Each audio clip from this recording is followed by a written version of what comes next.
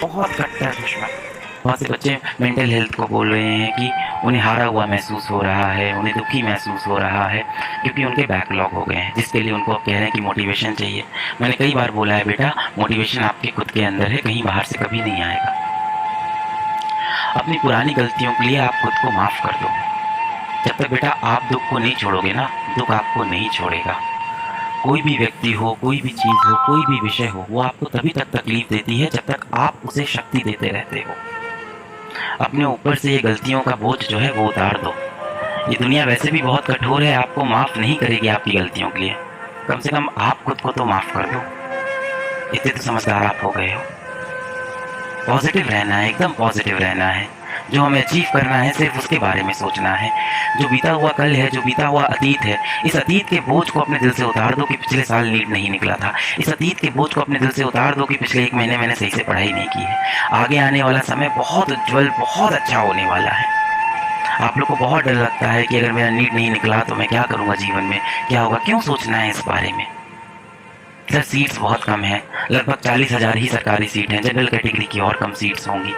मैं बार बार बोलता हूँ, आपको कितनी सीट चाहिए बेटा? आपको सिर्फ एक सीट चाहिए उसमें से, अपने हिस्से की सीट उसमें से आप बुक कर लो। कोई यदि आपसे पूछे तो बोल दो कि एक सीट तो मेरी होनी ही होनी है।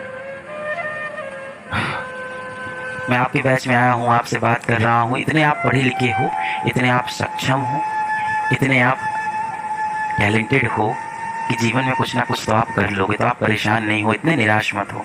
और मुझे पूरा भरोसा है कि भगवान ना करे यदि आप एक अच्छे डॉक्टर नहीं बने जीवन में, तो कोई बात नहीं, आप एक बहुत अच्छे इंसान जरूर बनोगे। आप जो भी करोगे बहुत अच्छा करोगे, इस बात का कॉन्फिडेंस अपने अंदर रखो। इतने बेटा आप पढ़े लिखे हो कि आप भूखे नहीं मरने वाले हो जीवन में, आप बहुत अच्छा करने वाले हो जीवन में। कड़ी तपस्या करेंगे, कड़ी मेहनत करेंगे। हो सकता हो बहुत से बच्चों ने इसी साल मेहनत करना शुरू किया हो। और देखो ये होता है कि हो सकता हो इस साल की मेहनत का फल इस साल ना मिले, आगे आने वाले जीवन में मिले। हो सकता हो आप में से कुछ लोग ऐसे हों कि भगवान ना करे कि आप डॉक्टर नहीं बन पाएंगे। कोई बात नहीं है, मेडिकल स्टोर खुलेगा। पर मेडिकल स्टोर की भी दुकान खोलेंगे तो ऐसी खोलेंगे कि शहर की सबसे बेस्ट मेडिकल स्टोर की दुकान हो।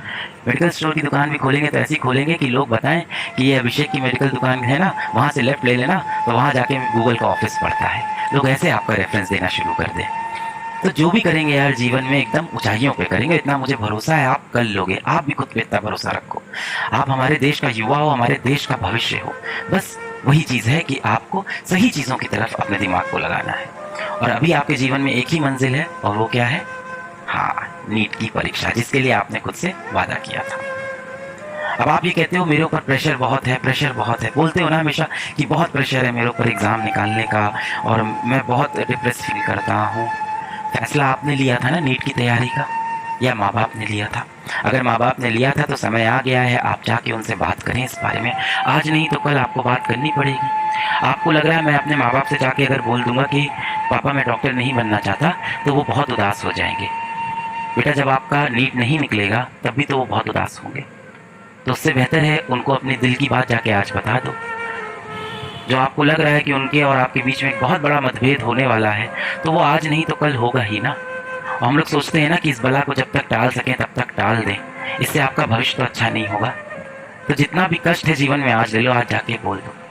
पर यदि नीट की परीक्षा देने का फैसला आपने लिया है, तो ये परेशानियां सहने का फैसला आपका है। देखो एक बात समझ लो बेटा, जीवन में जो परिश्रम होता है और जो सुख होता है ना, ये दोनों एक दूसरे के बहुत कट्टर दुश्मन होते हैं, बहुत कट्टर दुश्मन होते हैं। परिश्रम और सुख एक दूसरे के बहुत कट्टर दुश्मन है। जो इंसान चाहेगा कि वो सुखी रहे, आराम से बैठा रहे, कोई काम ना करे, वो परिश्रम नहीं कर रहा है, उसे सफलता नहीं मिलेगी।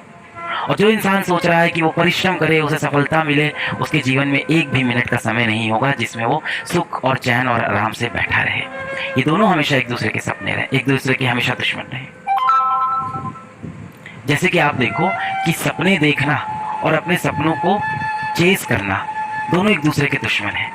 एक व्यक्ति होगा, आप में से एक बच्चा होगा जो दिन भर बैठ के सोफे पे बैठ के टेबल पे बैठ के, चेयर पे बैठ के, बेड में लेट के ये सोचता होगा कि जब मैं डॉक्टर बन जाऊँगा, जब मेरा नीट निकलेगा, पेपर में मेरी फ़ोटो छपेगी, मेरे इंटरव्यूज़ होंगे, मेरी हर जगह फ़ोटो लगी होगी, पूरे मोहल्ले में मेरा नाम होगा, मुझे लोग मिठाई खिलाएँगे, और दिन भर इस तरह की कल्पना वो करता रहता है।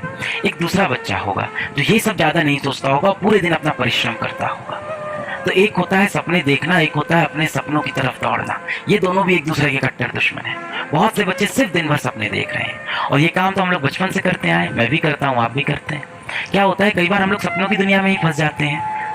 सुबह आराम से 9 बजे तक सो रहे हैं, 10 बजे तक सो रहे हैं, और बार बार सोच रहे हैं जिस दिन नीट निकलेगा इस तरह से पूरे मोहल्ले में मिठाइयाँ बट रही होंगी, ढोल बज रहे होंगे, कितना मज़ा आएगा।